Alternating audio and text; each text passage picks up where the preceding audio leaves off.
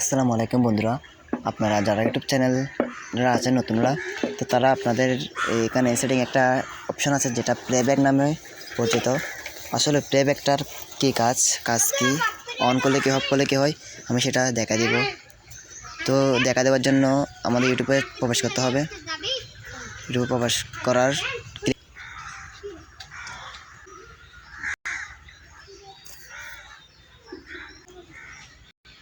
YouTube আসার পর আপনারা এখানে সেটিং আপনাদের প্রোফাইল আইকনে ক্লিক করবেন। তো আমি প্রোফাইল আইকনে ক্লিক করতেছি।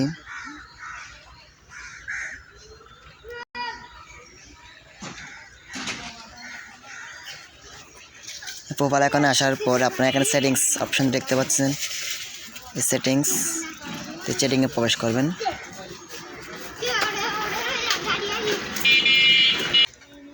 তো এখন আপনারা নিচে স্ক্রল করবেন, নিচে আস্তে আস্তে নিচে স্ক্রল করবেন। স্ক্রল করার পর আপনি এখানে দেখতে পাচ্ছেন এই প্লেব্যাক অপশন।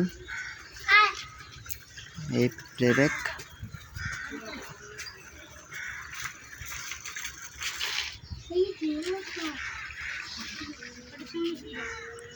ক্লিক করবেন। প্লেব্যাকে ক্লিক করার পর আপনারা এখানে দেখতেছেন আমাদের এখানে অফ আছে। এই অফ,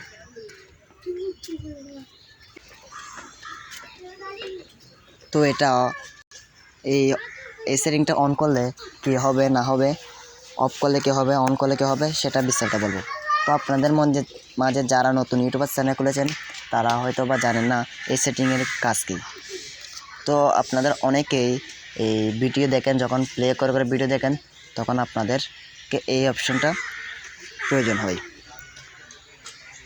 যখন আপনারা এইটা অন করবেন তখন আপনাদের যে ভিডিওগুলো দেখেন ওইটা একটার পর একটা অটোমেটিকভাবে আসতে থাকবে। বাট এই কাজ হলো এটা।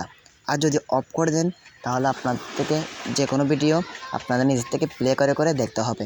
বাট এটা দেখলে আপনাদের, এটা অফ রাখলে আপনাদের একটা লাভ আছে, যেটা হচ্ছে এই আপনাদের ডাটাটা একটু কম খরচ হয় এবং ব্যাটারিটা একটু চার্জ কম যায়, এইটাই উপকার। তো এই ভিডিওটা দেখে যারা বুঝছেন, যাদের কাজ আসছে, তারা একটা সাবস্ক্রাইব করে এরকম ভিডিও পাওয়ার জন্য পাশে থাকবেন।